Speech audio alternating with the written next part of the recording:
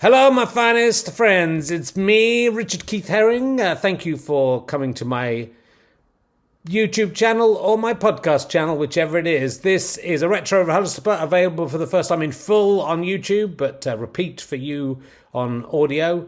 You don't have to listen if you've heard it already. You can listen. You might think, I want to hear it again. Or why not tell your friends about it and get them to listen, and maybe they can listen to all 700 or 800 podcasts and bring us in a little bit of lovely download money. If you want to support us, gofasterstrike.com/badges is a great way to do that. Give us a little bit of money to support if you can afford to. If you can't afford to, please carry on listening for free.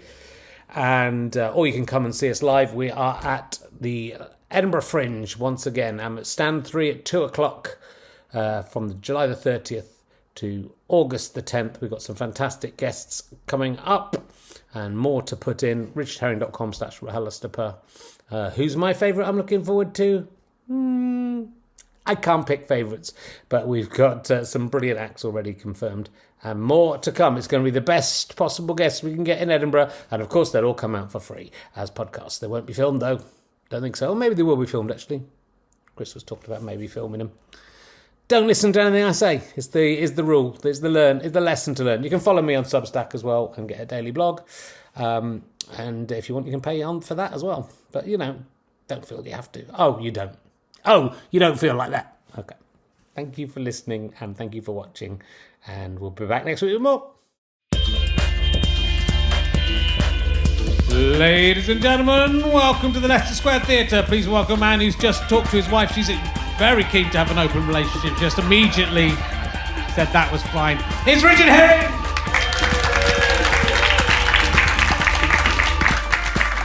Thank you very much. Hello, welcome. Hope you're all enjoying your mugs. your expensive mugs. Buyer's remorse. No refunds. Thank you very much to the people who last week were in the audience. We've allowed them to come back in gratitude for supporting fantastic charity. This is Richard Herring's Leicester Square Theatre podcast. I was talking to Ian Walkman the other day. He invented the Walkman. Got a lot of money from the Walkman. He's wired for sound. He calls it RHLSTP, so I don't know if that's going to catch on. We'll see if that catches on. Lovely to see you all. Thank you very much for coming out. We've got a lovely show for you today. As I said, I've been in Lowestoft recently. We went to a fish restaurant on Sunday for fish and chips, but right by our table was a big fish tank with actual fish from the sea in there that presumably are there. You think to be eaten. I was eating my meal of fish and chips with these kind of glum-looking fish in the tank right in my line of vision, looking at us, as we ate our meal. It felt a bit awkward until I realised that they must be bad fish who'd committed some kind of fish crime, and this was their punishment, wasn't it, to having to watch us eat their fish brothers, knowing that soon it would be their fate as well, but not knowing when it would be their turn. That's the punishment. They were probably fish paedophiles. They probably had sex with some fish eggs or something, and you don't have to feel bad for them, so I enjoyed eating my paedophile fish. Can't say that anymore, can you? I don't know what you can say anymore. It was quite disconcerting, is what I'm saying. If I had a fish restaurant, I wouldn't put fish in a fucking tank swimming around by the table. That's what I'm saying. I used to be vegetarian. It made me think twice. And I will be again, as we all will be. Look, I would like to thank this week for backing the Kickstarter campaign. She doesn't want anything said apart from her name, which I've written out phonetically and now I'm not confident I can pronounce correctly. It's Louise Trost. So thank you very much for your support. If I said it wrong, get in touch and I'll say it right another time. That's the way these things go. Right, I think we're going to crack straight on. We've got a lovely show for you tonight.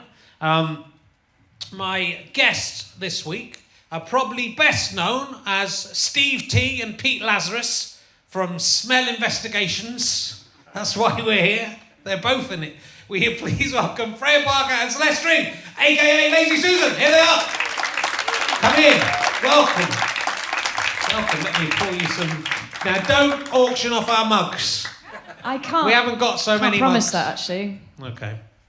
Cannot promise that. Hello. They've got a lot of depth, haven't they? They're big mugs. Well, the reason they're big mugs, I was going to tell you backstage, but I'll tell you now, because we're on stage all of a sudden, is that I was talking to David Mitchell, was a guest on the last series, and said, we've got to get like a little present for the guests. And I said, we were thinking of getting like a water bottle, like, you know, like that you can carry your water around in. And David Mitchell said, I get given so many of those, and you can only use. It's kind of crazy. He hates bottles, David. He does. It's a very on-brand critique. From him, it is. And he said, what I would really like is a mug, but a really big mug, because I like to give the tea bag a chance to, you know, do its stuff. Make the most of it. Yeah. So we tried to get. These are the biggest we could get. To be honest, I'd like a bit bigger. Well, no. I sent one to David Mitchell. He hasn't responded, so I think it's not big enough. Yeah, I'm quite small. Yeah. It's just. It's a lot of mud. You look like a borrower with that. Yeah, I feel like one.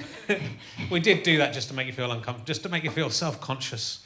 Just destabilised at the beginning. Yeah. What was... I mean, this was presumably a sketch you were in together. Was it the Smell Investigations or the Smell Investigators? Smell Investigators. Investigators, Many years ago, yeah. What smells were you investigating?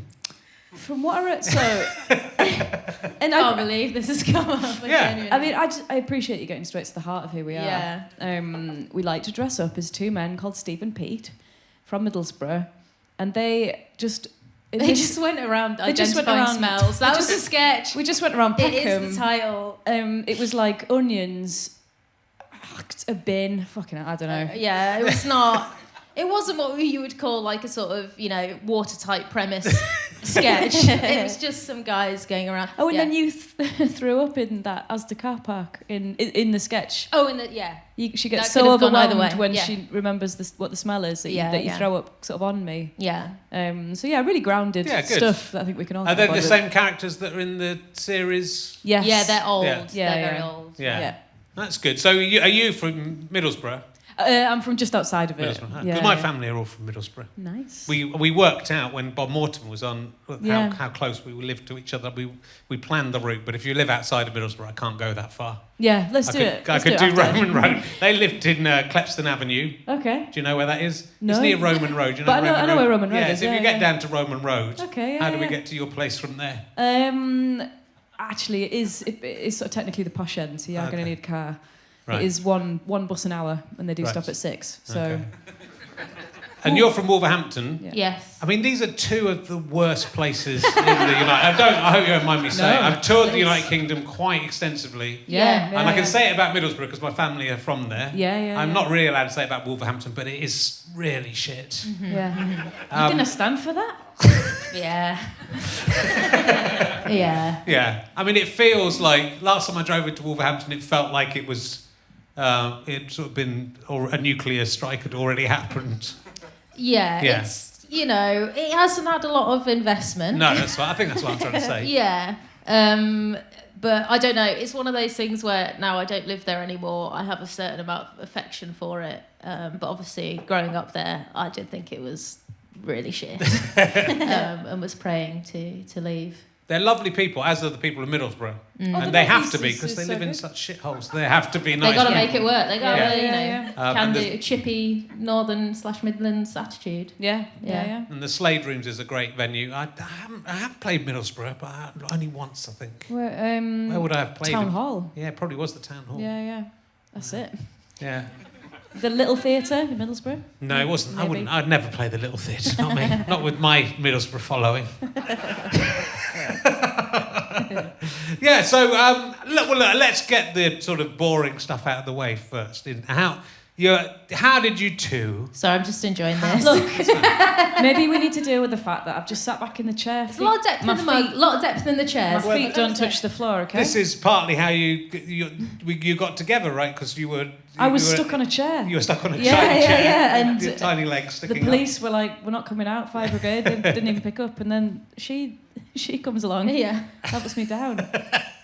Incredible. And then we thought, let's do sketch comedy. How did we meet? Yes, that was what the boring question I was going to establish first of all. I know the answer, but I would like to hear. What do you think the answer is? What I think happened is you were both working as actors. You were working in, I want to say Tom's Midnight Garden, but it isn't that. It's Mr. Tom's Ian Tom's... Ian Tomlinson's garden. Yeah. You were playing a child in a play. I was playing a child in Goodnight, Mr. Tom. Goodnight, Mr. Tom. That's the one I was looking for. And you had a friend who introduced you both. This is great. Yeah. And then you worked together with that friend for a while in a threesome. Yeah. And then you ditched him. Yeah. Because he had a penis. Oh yeah. Yeah, basically, yeah. When we found out, we were like, no way, buddy. Fuming. Absolutely fuming. Don't want to deal with that. Yeah. But there's quite a lot of people who have started in acting and sort of then pushed through to comedy. Not that you'd stopped acting. We'll talk about that later. But why did you decide to go down the comedy route, and how did you do that from being in? Well, I mean, the thing about doing comedy is that you're doing your own stuff. Yeah. So like straight away there's like an autonomy. It's all your fault. It's all when it goes wrong. You've got no one else to blame. Yeah. But also I was playing children in theatre like a lot. Yeah. I'm 5 foot tall, and I was playing. I was like in late 20s playing like 12-year-old children. Yeah. And that really, I was like, Goodnight, Mr. Tom. I was like literally playing a 12-year-old, playing an adult nurse in the second half. Thank you. But I literally had to wear this like thing that like strapped my boobs down. I mean, there's not much there anyway, but I was literally like boobs strapped down, playing a child, and it honestly makes you go insane. We did like when you're touring a play for a long time, you just sat on stage with like your hair in bunches, being like, I'm going insane. Like I think I'm quite a sort of weird individual, and I'm not a child in the 1940s. Yes. So I think I don't know. I think it was definitely Necessary. Definitely necessary to get out of there. But no, we were just like, it was accidental, wasn't it? Yeah, I mean, I wasn't really an actor. I had only very recently graduated, so I was just sort of bibbling about. And I don't really know why I started doing comedy, because I never particularly funny, but I just liked it, just sort of fangirl.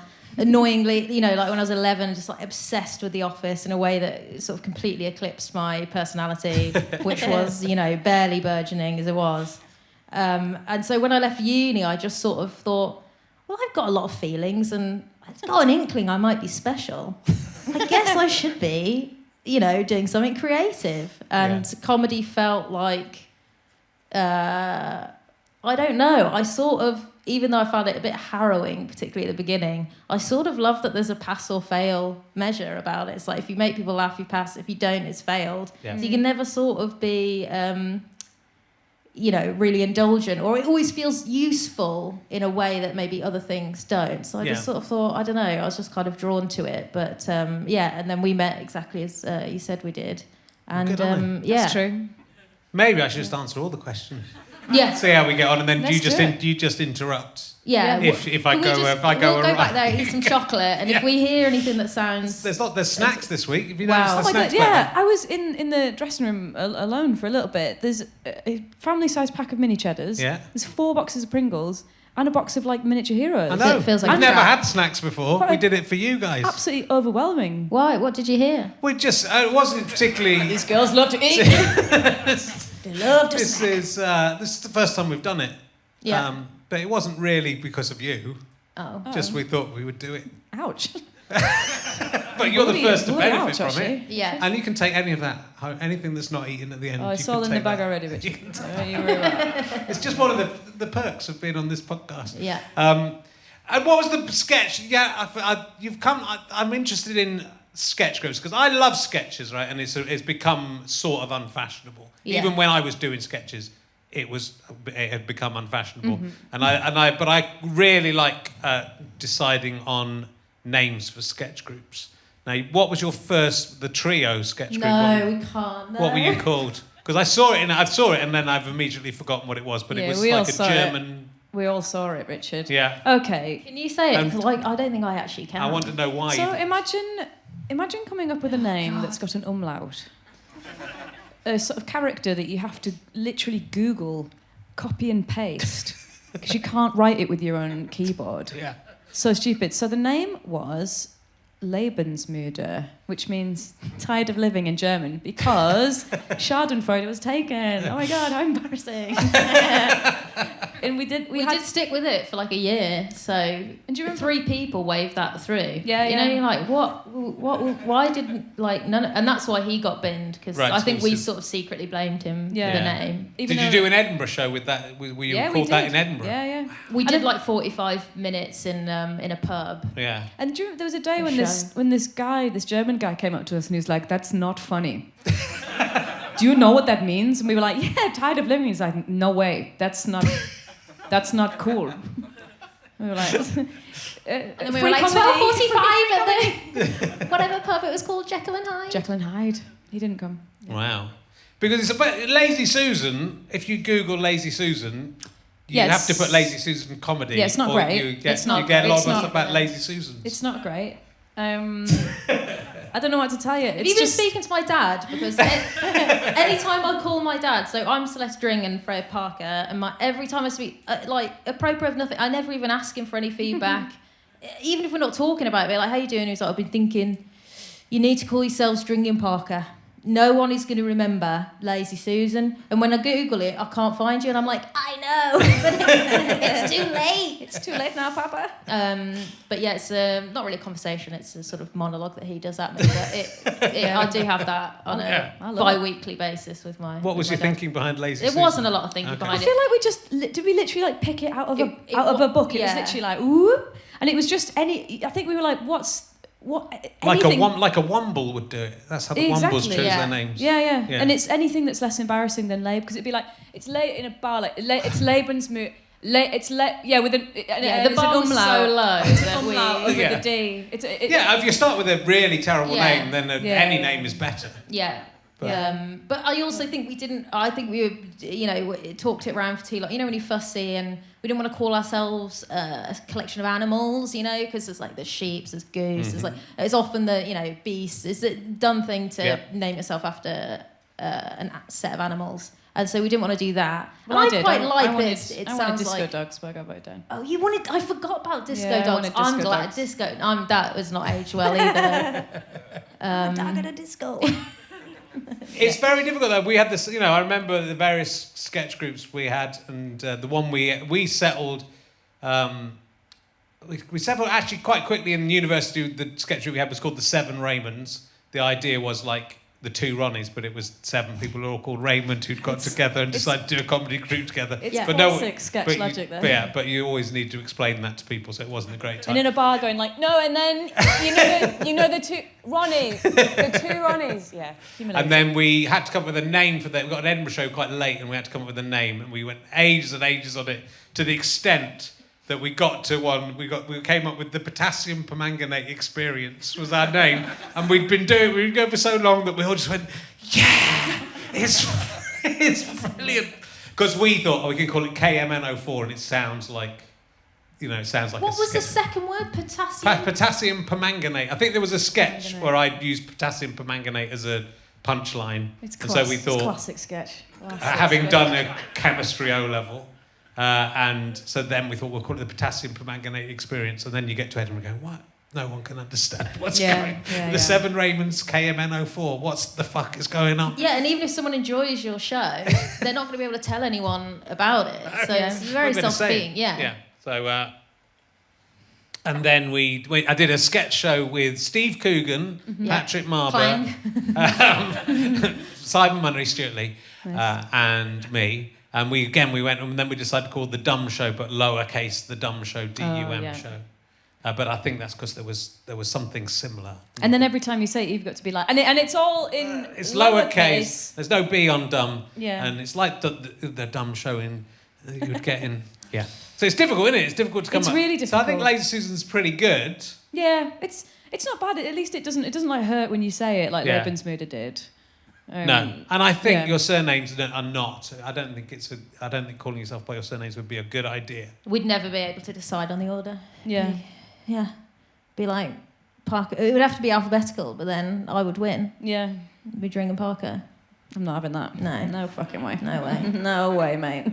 It does. It's one. Your names do sound like an estate agent or something as well. That's the problem. Yeah. Do you think? Yeah, Dring and Parker. Dring. Yeah. Like a sort of Islington. I mean, Dring is a weird name. I would just keep on going. Dring. Actually, Yeah. Dring would be a good sketch Dring. name. Just Dring. I like it. What have Got a good ring to it. There we go, she is. Dring with Freya Just Dring. Parker. Yeah. Featuring. Very big. I think you should definitely Just the do corner that. of my forehead on the poster.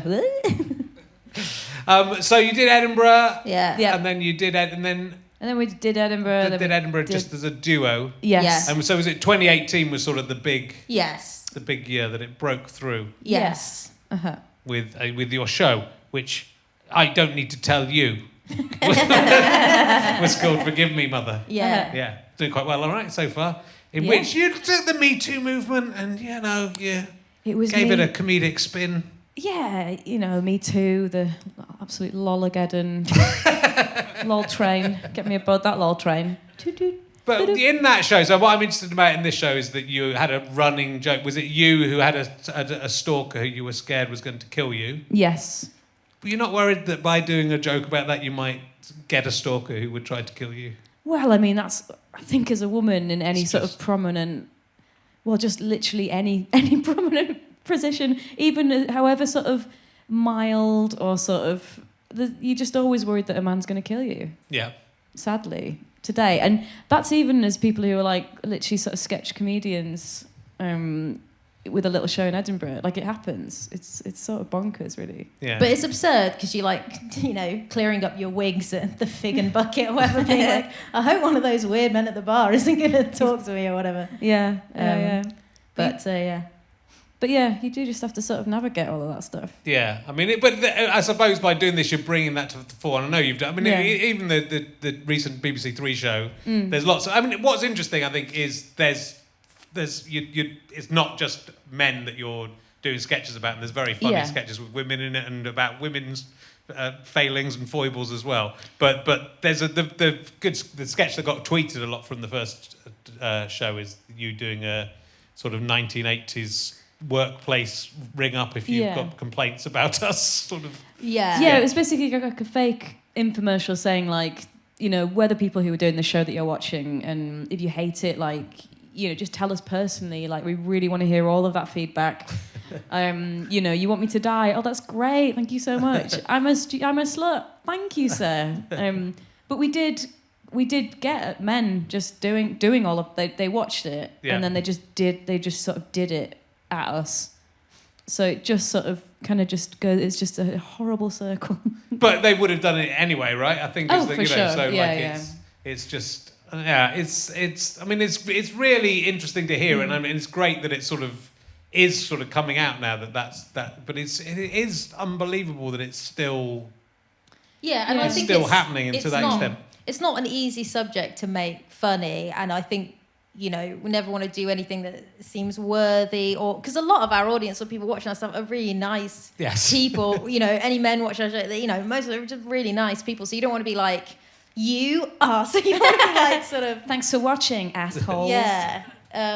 So with Forgive Me Mother and Sketch Hotline, it had to be like, does this feel funny? And does it feel, you know, because Sketch Hotline is a kind of slightly chaotic energy to it, and we kind of lean into that 80s infomercial, you know, the sort of slow pans back, clumsy zooms, Yeah. and like, you know, us not quite knowing what we're doing, and yeah, really taking this quite mean feedback on the chin. And with Forgive Me Mother, we did struggle with the ending of that show a lot, because it, you know, everyone knows that raping and being a horrible man is bad. So it's not like a interesting place to be working out of, particularly comedically. So that's why we kind of, truthfully, I hope, but kind of mind ourselves and looked at, well, what's funny about Freya when she's like catastrophizing and basically pivoting on the spot and really being like, you know, there's threat everywhere. It kind of makes a sort of like not a safe pair of hands in the double act dynamic. And then I was sort of every night would crack on to a different guy in the audience.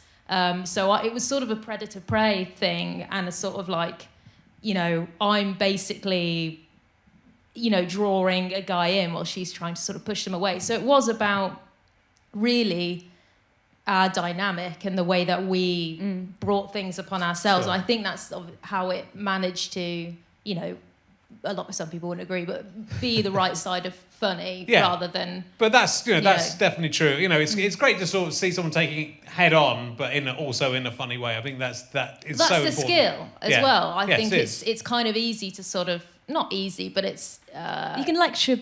Suddenly you're like, oh God, I'm just doing a lecture. Like, hey guys, this is bad. I don't know if you knew, but this is bad. Yeah, it's sort of patronising. It's kind of boring, So the skill is to make light and to find the areas where it's funny, or there's a bit of hypocrisy, or there's something interesting in it that feels like it has a comedic slant. But I don't know. We did it on Australia, and I like cracked onto a guy in the audience, and it's clearly scripted. There's a lighting, there's music change, there's Prince underscoring Pink Cashmere, one of my favourite Prince songs, and the woman who was, because I always would pick a guy that was with I'd never pick a lone guy watching the show, and I would always be slightly side-eyeing to look for.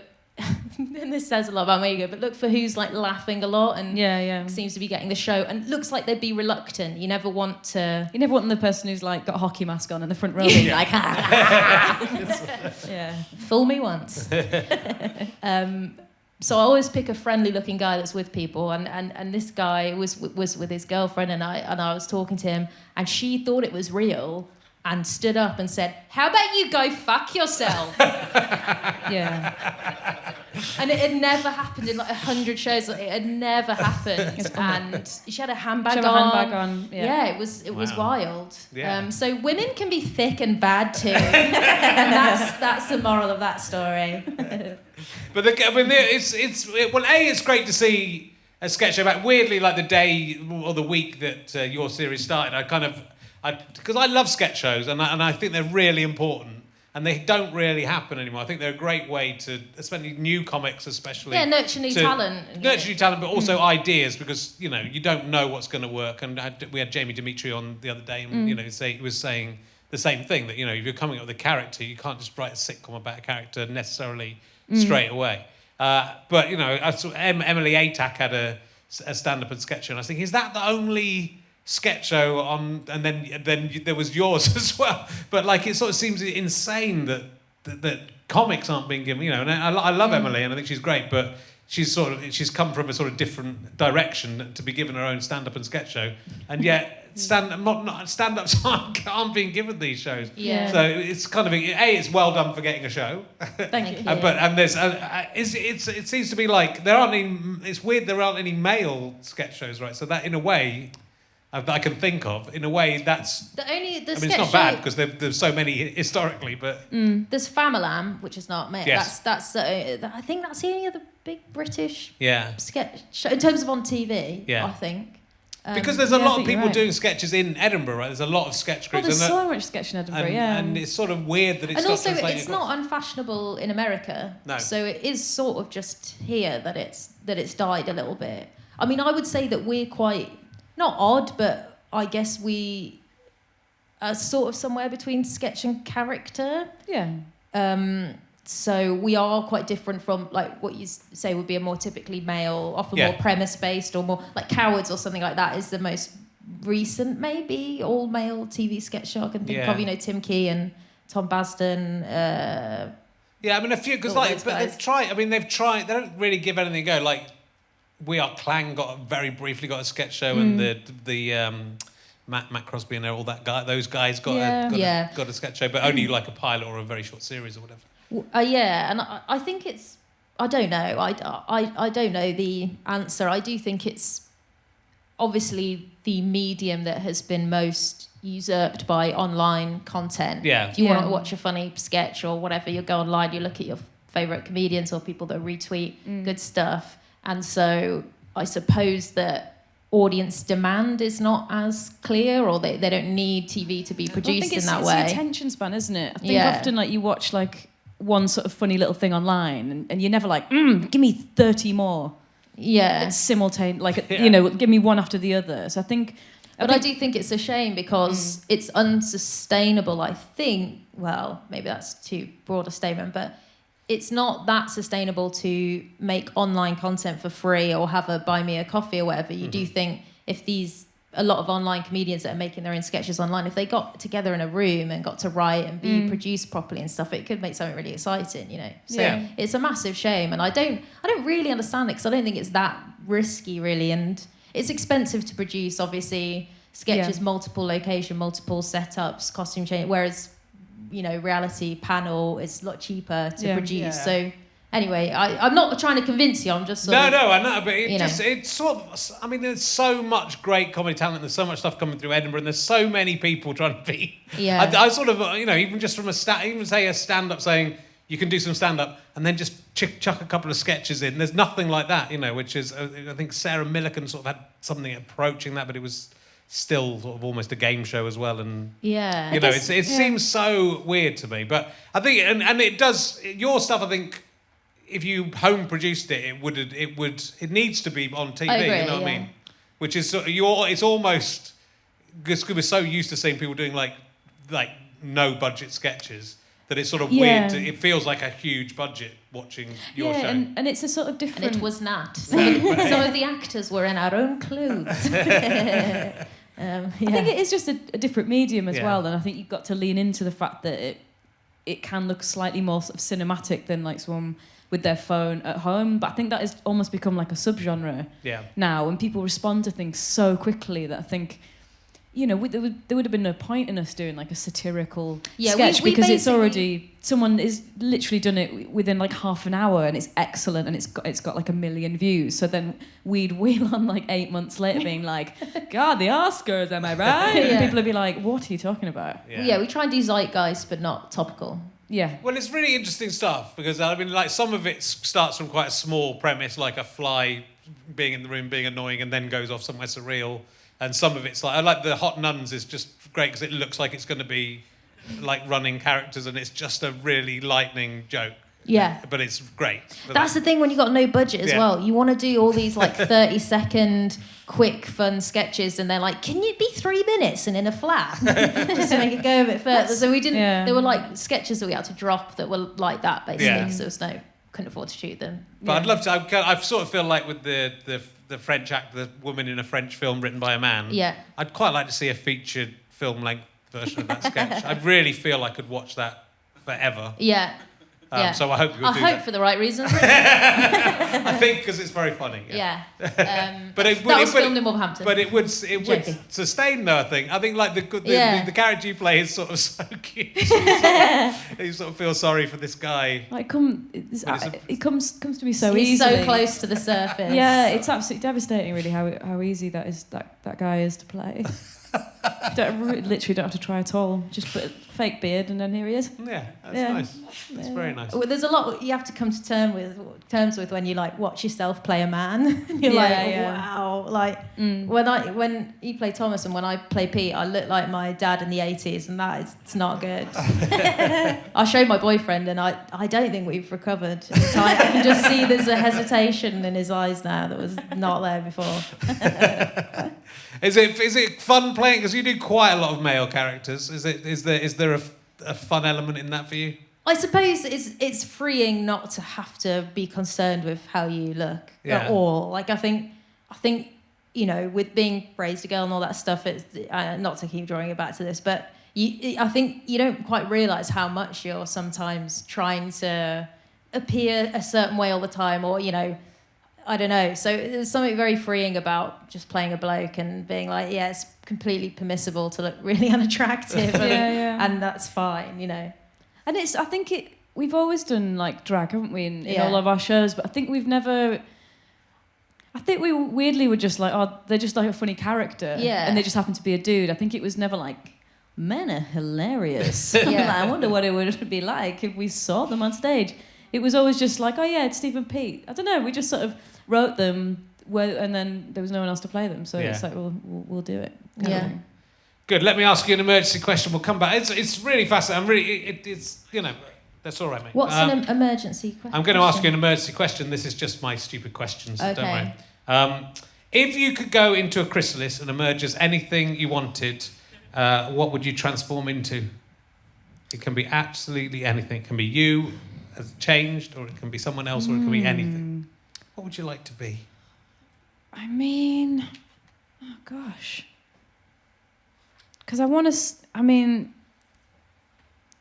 I want to say like some sort of animal, but am I like locked into this? You're locked in. If you do it, that's what you have to. If technology becomes available. Yeah. Okay. Freya, why aren't you just saying dog? Because I know it's dog. Why don't you shut up, Celeste? How about a cup of shut up? Did you message me once and you were like, "Oh, I think I realised I don't want to get a dog. I want to be a dog." It's like I said that to you in confidence. Okay. Dog's a good choice. Yeah, I do have a lot of affinity with dogs. Yeah.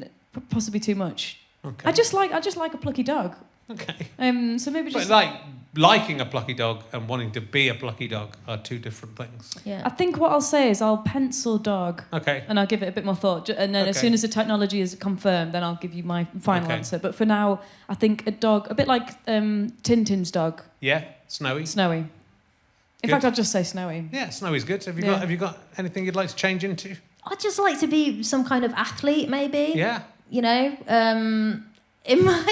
this is so embarrassing, but when lockdown first happened, I can't believe I'm saying this, but I was like, I'm going to learn how to do a backflip. And I was like, I'm going to do it. And there's something in my head, occasionally when I'm running, and I live in Ali Pali and it's all hills, and I've recently quit smoking. I'm trying to like get healthy and stuff, and I'm always like pathetically sort of dragging myself up this hill, getting overtaken by walkers, and anyway. And I just have fantasies about just being really fit, and if there's a really banging track on, I'll just have a little daydream about like backflipping onto the dance floor. Yeah. Okay. So I'd love to be emerge as some sort of gymnast, I guess. Okay. Let's go, a dog and a gymnast. Yeah. You could be a gymnast with a dog, and you could still be together. You could jump through those hoops. Yeah. I'll throw stuff. I would love that. The double act will live on.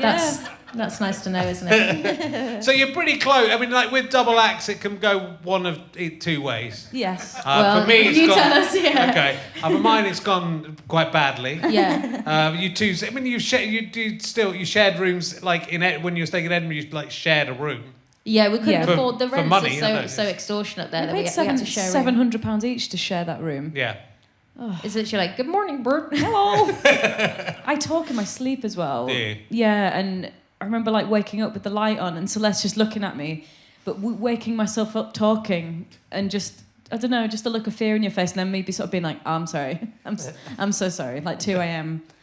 Also, I find it fascinating for someone who's like a bit nervous about being attacked or something like that, that you naturally, when in deep sleep, you know, I'm in fetal, or I'm like, Freya is literally arms in the air, like, she's like that. She's like sort of complete, sort of position of surrender. It blows my mind. Very trusting when I'm asleep.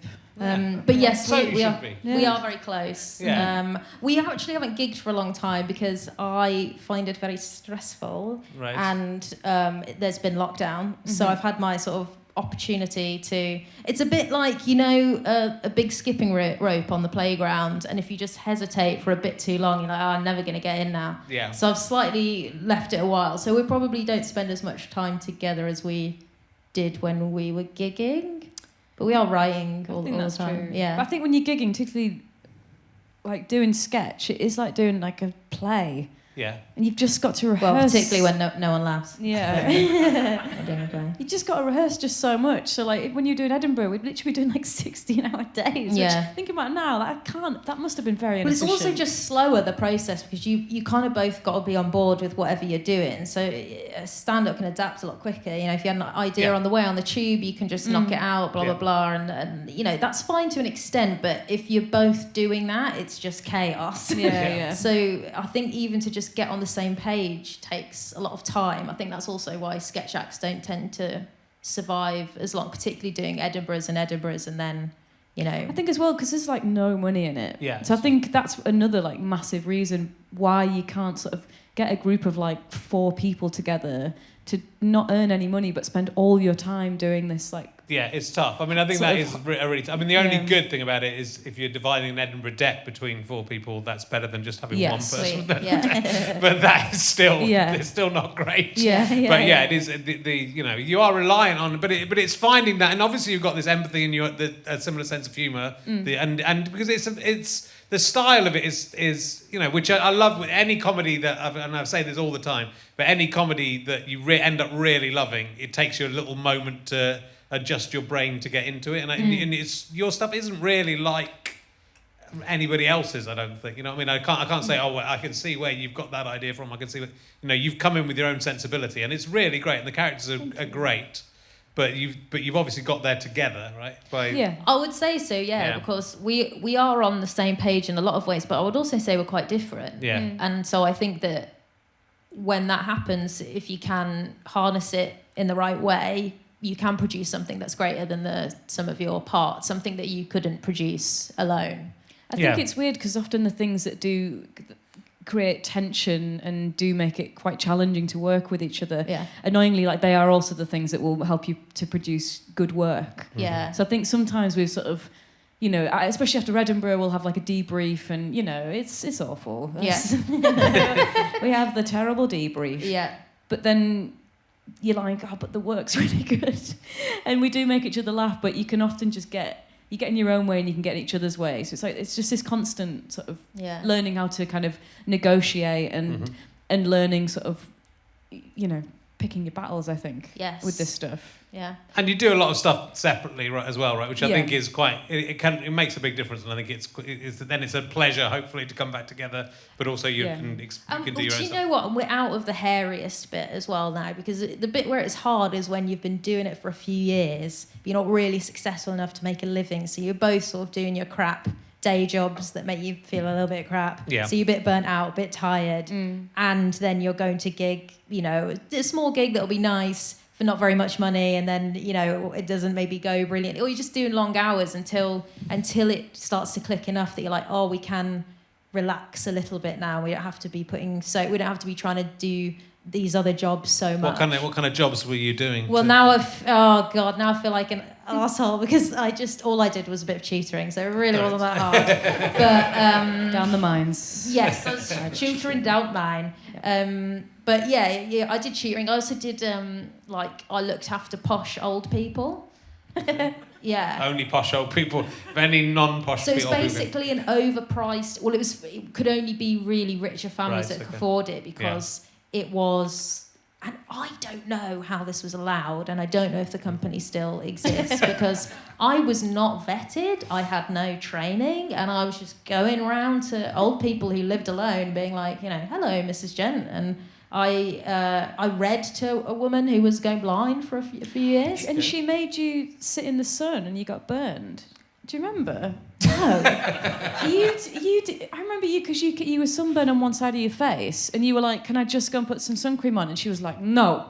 Sounds like I made that up to cover up something embarrassing that I did. No, I worked for an old Italian woman called Mrs. Jen, who had a giant head and a tiny little body. She looked like a Bo Selector character, and she needed an oxygen tank, and she was going blind, but she was a wealthy old Italian lady. She'd married an English gentleman, and I was just a bit of extra help, but she had a live-in carer, and she was so horrible to work for that she had gone through most of the living carers, and by now she was really scraping the barrel.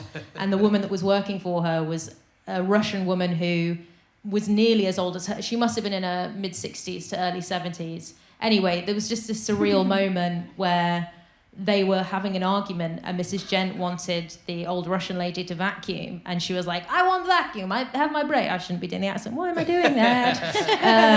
Cut that out, please. So Look, anyway, you're versatile. Never apologise, okay? Thank you. Never apologise. My enabler. So I basically got caught between these two elderly women saying, "Can you please hoover?" "No, I don't want to hoover." "She doesn't want to hoover." "Tell her to hoover." "I'm the boss," literally shaking a stick, shouting, "I am the boss." Unbelievable. Anyway, I just went into the hallway, turned the vacuum cleaner on so that Mrs. Jen, who thought work was getting done when it wasn't, and at that point I was like, I have to quit this. I have to stop doing this. And I couldn't because I needed that sweet dosh to do sketch comedy. Comedy. Wow, yeah. Well, look, you both. I'm quite excited about the stuff that you have been doing. Like, both of you have been working in movies. The movies. Very exciting. So, Freya, you're in Jurassic World. Yeah, I'm in Jurassic World, yeah. What, are you playing? Are you a dinosaur? I'm a dinosaur. Yeah. A little... just like a little zhuzhy velociraptor. She's new on the scene. She's got some big ideas. What I want to have, I've said this many times, but I'm hoping if I say it enough, it'll happen. What I want to happen in the Jurassic World park universe is for them to just open a park successfully. And no one gets hurt. No one gets hurt, but just everyone looks at the dinosaurs. Just because there's been a lot of attempts. They've learned from the lessons, and now we've opened it, and it's all right. There's actually an incredible safety officer. Yeah. She's great at her job. And they've just worked out how to keep dinosaurs in cages, and it's fine. The cages actually have locks on them. Yeah. The workers are unionised. It's just actually a really great place to work. So is that the plot? That's the plot of Jurassic World. Great. I'll definitely watch it then. Yeah. What is it like being in Jurassic World, and what are you in Jurassic World, and what's going to happen? Do the dinosaurs win this time? Look. Yeah. I mean, it's so briefly. Why did I ever mention it? I mention it because I am a Jurassic Park fan. It's exciting. Nerd. I love dinosaurs, and I love movies. No, basically it was like an absolute dream of like a little job. It was me, the lads at a sketch group called The Pin, and Ahi Shah, who's been on your show. The director literally emailed us and was like, "Hey, love your stuff." I was like, "Come on, that can't be true, Colin. Love your stuff. Do you want to come and be in my dinosaur movie if you're free?" Let me just check my diary, Colin. Please come and do it. It'd be lots of fun. Yeah. So we were all, but because it was 2020, August. October? No. I don't know. It's just Jurassic She Park, stopped listening. She stopped listening. Didn't want to hear it. No, so because I think he went to my junk. I think that's what happened. My email just spammed it by mistake. we all had to be locked in this hotel. We all had to be in quarantine in a hotel. Right. So the whole thing was just surreal. Every single day we were all like, I can't believe that this is happening. And you'd be on set being like, I can't. You see Jeff Goldblum at the buffet. Just literally mooching about. Yeah. And we'd bitch so me and The Pin, Ahisha, we're all great guys, but we're not the sort of hot young ingenues. We're all like, what are we doing here? What are we doing here? Even when we were filming, we'd be like, we'd sort of leave it, and then someone would be like, guys, we're in Jurassic Park. it was just a total nerd fest, and we just play some technicians basically who work in the dinosaur park. Right. And he basically, it's because it's like a sort of scene with lots of tech talk. I think he was the director, he lives in the UK, and he's just a real comedy nerd, and I think he just thought it'd be fun to get some comics in it at the end, but. Yeah, it was really great, and it was just, it was completely surreal, and we're probably all cut from it, so... no, we did have a conversation where we all worked out, because you don't ever read the whole script as well, but we worked... Can they not cut you because you say something? There's one, we were all basically my hand points at this thing at this moment, and another character said it's crucial information, so I was like... If all else fails, my left hand is in Jurassic Park, pointing at a screen. Yeah. Terrific. Well, you're doing films as well, so you don't have to... Yeah, thank God. Serrano. God. I'm very excited about Serrano with Peter Dinklage. It's not very good. Is it not? No. It seems... So he doesn't have a big nose? Is that he's... No, but he is short. A little person. Yes, so that's the way that they're telling it. Right. But yeah. He's good though, Peter Dinklage. He is good. Yeah. He is. Yeah. He was. We did a scene that was on a stage, and I was watching.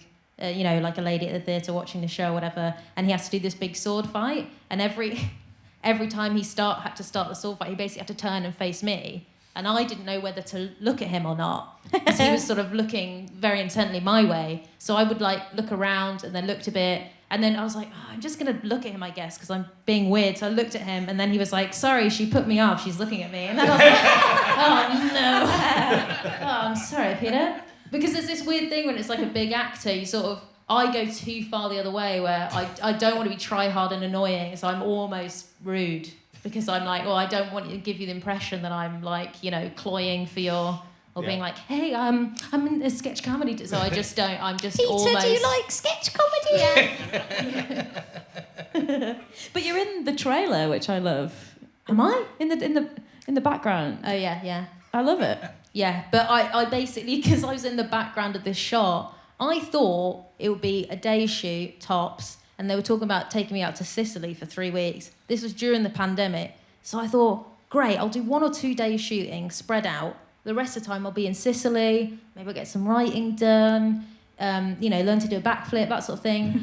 And it ended up being 10 or 11 night shoots in a row in a corset. So I'd get up about 11, I'd be in costume makeup on set for about 3 in the afternoon and then released about 5 or 6 o'clock in the morning. And it was not worth it. Also, the Italian government took they tax you, it took 45%. Ooh. Yeah. But I hope you enjoy the film, Richard. I'm very much looking forward to it. Yeah. Are you allowed to say you don't think it's very good? I don't know. It's that okay. bad. Oh, that probably is really stupid of me, actually. And I don't entirely mean that. I don't think that it's bad, but I do think that it's maybe a bit of a missed opportunity. Okay. It's a great story, so it could be great. And Celeste. not helping myself. Yeah. There's a man over here literally covering his face, so worried for what this is going to do to my What career. you're saying, if you directed it and you'd been Serrano... Yeah. Let's go with that. Yeah. I do have quite a big nose, actually, so I could, It's a good nose. maybe rock it. It's a good prominent, nose. for It's a good sure. snout. There's been times where, if you're setting up a shot, sometimes the cameraman turns the camera, like the frame around, so you can see what the framing is. And genuinely, sometimes my nose is in shot and I'm not. It's just hovering in the air, in the frame. Very Maybe humbling. you could have said to Peter Dinklage, I know what things like for you, because I I've can got relate. quite a big... Yeah. I've got quite Yeah. Not Serrano de Bergerac big, but it's... Yeah. You could email him. Yeah, it's never too late. And he listens to the pod, right? Probably, I'm sure he does. Friend of the I was pod, going to ask if Peter you could Dinklage. get him on the podcast, but, you've probably burned that bridge there with all the staring and the saying it's film shit. How about Last Night in Soho? You're in that? That's a movie as well. Yeah, shot that after Freya's Hendu. Literally shooting drops of water in my eye because they were so red from the tiredness. I was in that. It was shot a long time ago though. I don't remember. But yeah. Was that pre-pandemic? Oh yeah, it must have been 2019. Yeah. Yeah. And is that what you want? Do you want to be Hollywood movie stars slapping each other in the face at award ceremonies, or do you want to... Yeah, well, I mean, it's like we fight anyway, so Yeah. why not get paid for it? Yeah. You know what I mean? I mean, movies are great, Yeah. right? If you've got a fun part and it's a fun job, I think girls just want to have fun. Yeah. But it's like extremely long hours, and I know people, like, no one gives a shit about those long hours though, because everyone's just like, well, you're in a movie. Yeah. I don't give a shit. Yeah. Yeah. I would like to do more proper acting. Definitely. Yeah, me too.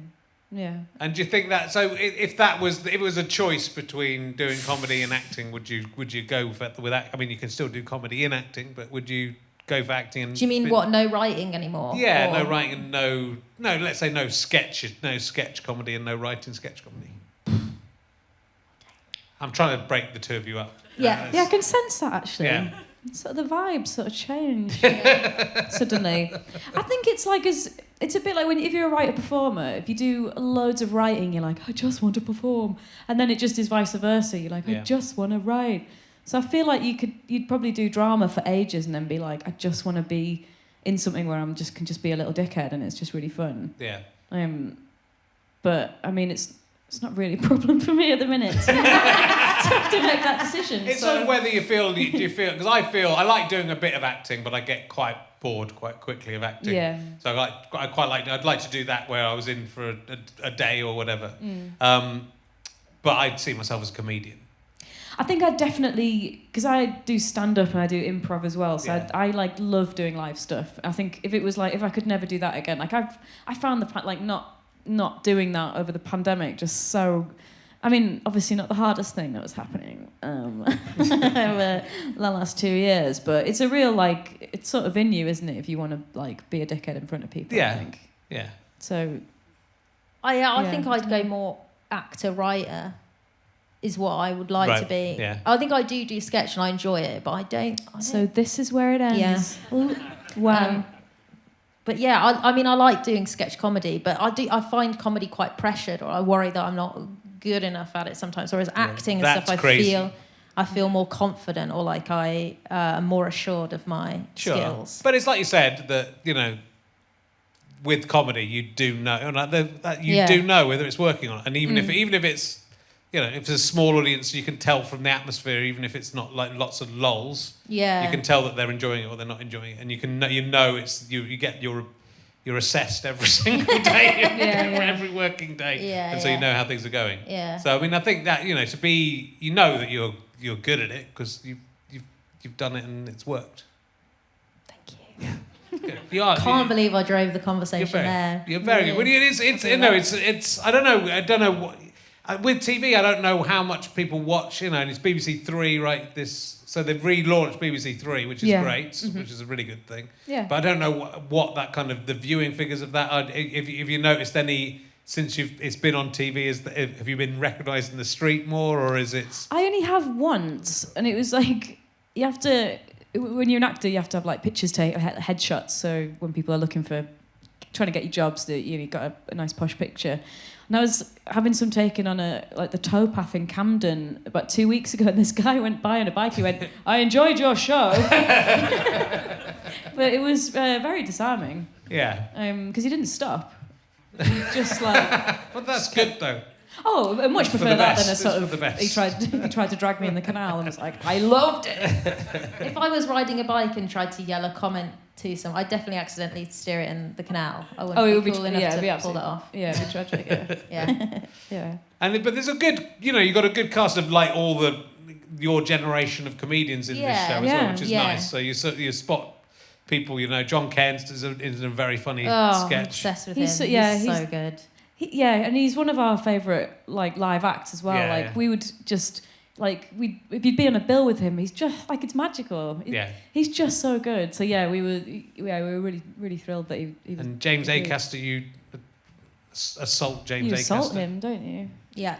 That was quite. I mean, he's in a couple of sketches, but that's one he doesn't really have to do. Didn't even know it was being filmed. He doesn't have to do much in that one apart from be caressed. Yeah, I had to sort of jump him on this quite narrow table, and like someone else told you to do it. I wrote it, and then I cast him. So I can't believe this is happening. Yeah. So I'm just even in the score, fellas. But I used to have to jump on this kind of very narrow table, and I had to hike myself up and would sort of hop up on my shin, and I didn't quite realise during the day, and then I looked in the evening, rolled a huge bruise just from jumping up on this table over and over. But I was going to get him to sign it, but it's too late. What a nice lad, though. Yeah, lovely. And he's all right. Yeah, he's all right. Yeah, but he's better than Ed Gamble. That's true. At least if he had Ed Gamble in, that would. Come on, let's not get involved in this. Come on now, come on. And I should also say I love the MASH report, which I presume is come to an end. R.I.P. Yeah, I think so. I mean, maybe they'll get someone else in, but it was very much Nish's show. Yeah. So but no, it was such an awesome thing to be a part of. Yeah. So fun, so unbelievably. Sometimes so relaxed that you're like, guys, we do need to do some stuff. We can't just all be in the same room and just have coffee. But no, it was super fun, and it's a shame it's gone. Yeah. And I haven't seen The Windsors, and the reason I haven't seen it is because I was trying to write a sitcom that was about it was about the Russian royal family, but it was all based on the Romanovs. Yeah, but it was all based on our royal family. So it was about Rasputin, really. But so I didn't watch it but I've heard great things about it. And you work with Harry Enfield, right? In that, were you a fan of Harry's? Were you aware of Harry? Was that bit before your time? I definitely was aware of. Harry. Like he was big when I was growing up. Yeah. Him and Kathy Burke. Yeah. Yeah. So no, I was aware. Yeah. Is that sort of intimidating to be when you're working with a comedian of that sort of stature as? Yeah. So are you Eugenie in it? Yes. Yeah. And actually and also Beatrice is Ellie White. Yeah. Who's doing a sketch show as well. Yes. So is there some connection to being in the Windsors and playing Prince show. Andrew's daughters? Do you feel a bit dirty now? Now you know about Prince Andrew. I thought he was such a good guy. I still can't believe it. No, I mean, I don't. There's not going to be any more, Right. and I think the allegations about him came out after that because you couldn't really, No. it's almost like the show was better, or I think the writers found it easier when the royals were less in the news, and when they actually had really dramatic stories of their own, it actually was harder to satirise, I think. Yeah. For them. It's not funny when he's actually a nonce. Yeah. Yeah. Cool. Yeah. I feel like we should be doing. I feel like we should have researched you a bit and be like, Fist of Fun. Tell us about that. I can tell you about it. Yeah. You didn't watch Fist of Fun, right? You were too young to watch Fist of Fun. Yeah. Yeah. Sorry. I'm very old. You're very young. Yeah, it's all right. Yeah. Yeah, there you go. So you can get it on DVD. It's good. Really? I'll send you the DVD. I don't think I have a DVD player. That's the problem. I've got quite a lot of those DVDs in my garage. And that was the problem with lockdown. Really fucked up the last vestige. The last people who had DVD players died during lockdown. Of old age. They didn't get more COVID because that was finally I'd go on tour and I'd sell DVDs after the show. Yeah. And it went, in the like two noughties, you could sell 20, 30 DVDs after a show. Yeah. And then it went down, and then it was about 3 a tour. And now if I go on tour, I won't be able to. How many boxes are we talking? I've got a lot. Well, I've got a lot of DVDs of all different shows. So, yeah, it's a shame.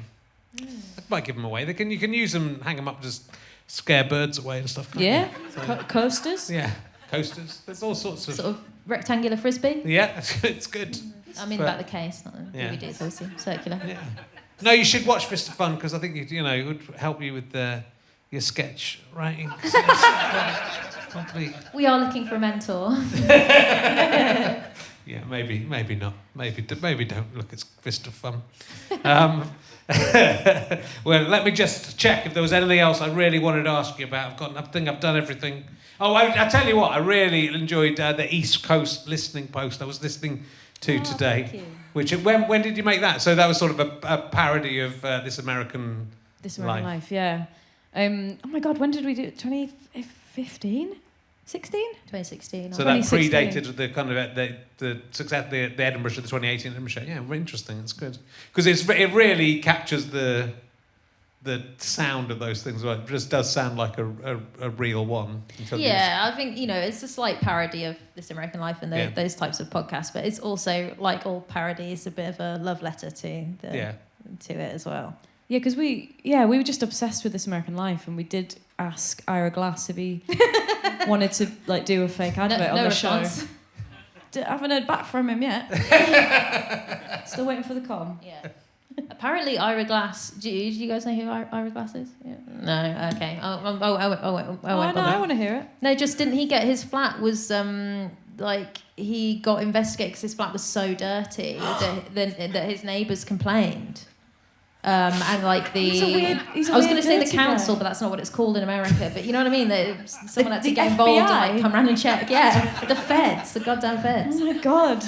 Because he lived so. Oh my God. In such sort of squalor, basically. God.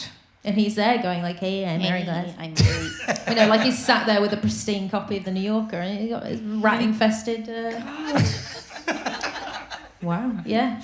Wow, Would that's never good. have said That's good that. stuff. If I had to name a dirty man, it would be Ira. Anyway, wow. Gonna have to look that up when I'm on the tube. Mm-hmm. Yeah, we'll find out about that. Yeah. Well, do you know if you've got more of the sketch show? We don't know. We don't. We haven't asked, to be fair. No. We haven't Gotta asked. ask. Not ready for an answer, but we don't know yet. I'm almost scared in case they're and we want to shoot it this summer because we just... Yeah, it's bittersweet. If you got more, you're like, I have to write more. Because the thing about sketch show, they eat ideas. Sketch shows, you've got 1 minute of material and then the idea's dead. Whereas if you write a sitcom, you can drag that idea out across maybe even a series or a whole narrative arc. And sketch shows, that's why I think that's part of why they've died in this country. Is ideally you need a writer's room or you need more people. That's why sketch is so successful in America. I think because they have whole teams of writers generating ideas. It's hard to get enough together, isn't it? I would say we're just two. But is there anything from the show that you would like to take out and make into a sitcom or into a bigger? Hot Nun's an obvious choice. Hot Nuns would be good. Yeah. I mean, I'd like to see more of the Hot Nuns. Just being hot around town. Yeah. Oh my God, I'm still hot. Wow. Oh, wow. I mean, I do love Steve and Pete. They do have the two Northern men. You'd like to do, what's it, that Vic and Bob thing? Is it Oh yeah, Vic and Bob did a show called Catterick, which I loved, and it was sort of filmed all like around where I'm from, and I would love to make something up there. I would love to sort of, because in our first Edinburgh show, Steve, and was Pete in was Pete in it? No, because I played the girlfriend. Oh, you played we had like a whole sort of love story with like this slightly loser guy, Steve, and I don't know, so I'd quite like to do something with them, but we're writing other narrative things that are sitcoms, so I think Brains are slightly, they're quite separate in my mind, sketch and then narrative sitcom, but some sort of hybrid would be. So that sounded like a genuine plea of like, Freya, we actually don't have time to do that. So we're not doing that, mate. Shut that shit down. Celeste, you're hurting Dream me. on your own time, bitch. Oh, well, brilliant. Well, it's really lovely to have you. Sorry, that was the end. No, it doesn't. It's also very off-brand for me. I can't say bitch with any confidence. You know, people are like, whatever, bit. No, it's not really me. I take it back. Do check out, if you haven't seen Lazy Susan, it's all on the iPlayer. Mm-hmm. Yeah. In fact, also the East Coast Listening Post Series 2 is still on... is it? Yeah, I think it's BBC on... Sounds. It's on BBC Sounds. And Wonka, you're going to be in Wonka as well? If they don't cut me, yeah. That's the attitude you want, isn't it? That's the vibe, isn't it? And amazing, there's loads of places to see you. There are no plans to do anything live at the moment, though? At the minute, no, but never say never. All right, fantastic. Well, thank you so much for coming and doing the show. It's been absolutely fantastic. Ladies and gentlemen, Lazy Susan! Freya and Celeste! You have been listening to RHLSTP with me, Richard Herring, and my guests, Freya Parker and Celeste Dring, a.k.a. Lazy Susan. Thank you very much to Scant Regard for providing this musical entertainment while I speak. I'm indebted to my producer, Ben Walker. I'm indebted to Chris Evans, not that one, and all of his team from Go Faster Stripe. I'm indebted to everyone at the Leicester Square Theatre. I'm indebted to the bank as well, the National Westminster Bank, for much money, also a mortgage as well with someone else. I'm indebted to a lot of people, but they don't mind. I would also like to thank these following people. Anthony, Red Lorry, Yellow Lorry, Lytton, tried to trick me up, and I tripped up on Lytton. Guy Morgan, Mary Docker, Paul Rushy, that's his nickname, Rushy. Colin Anderton, Gaz Morgan, Alan Yates, Slopes, James Davies, Jim Williams, Fee Craig, John Juster, Lisa Nesbitt, John Newman, Paul Duggan, James Hardjaninata. That's right, James Hardjaninata. Joe Bagger Donuts. Adam Campbell, Jamie Reed, a.k.a. Teddy Hannon, Sabine and David Stephen Brown, Hamish the Rock, Dave H., Lee Wolfenden, Sue and Steve, Paul Gardner, Duncan Raggett, Chris Keegan, Miriam Sharp Pearson, Keris Woodruff, Rufus Von Balcony, Neil McLaughlin, I am him, or Neil McLaughlin, I am him, Stephen Cooper, Thomas Mannion, Julie Gitt, Julie Giles. That's all the people. This is a Sky Potato, Go Faster Stripe and Fuzz production.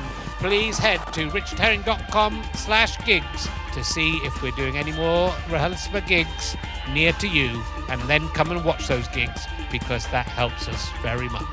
Thanks for participating in this podcast. Good.